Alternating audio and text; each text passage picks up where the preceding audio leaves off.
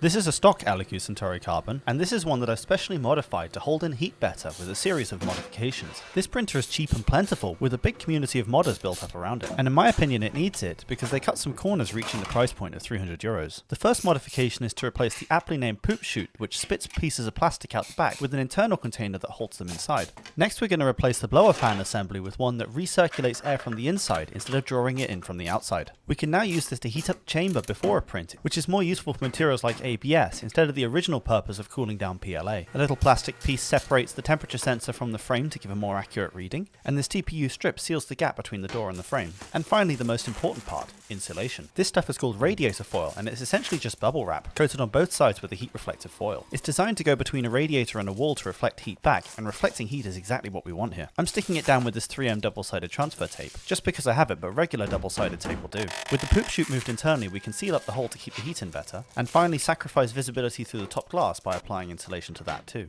With modifications complete, it's time to button it back up, pull out the thermal camera, and let's see what it can do. I set the bed temperature to 100 degrees, the now recirculating fan on full, and I let it run for 10 minutes. We can instantly see that the top and sides are glowing much less in the modified one on the right hand side. But ultimately I didn't want to sacrifice visibility through the front glass, so we're still losing some there. The switched fan and sealed up poop chute makes a big difference on the back too. Over the course of an ABS print, I found the modified one held itself at a nice 49 degrees internally, while the original was at 43. A nice improvement, and we're not done there. Next up is modifying the electronics, but that's for a future video. Find the links for the print files in the description and follow for more.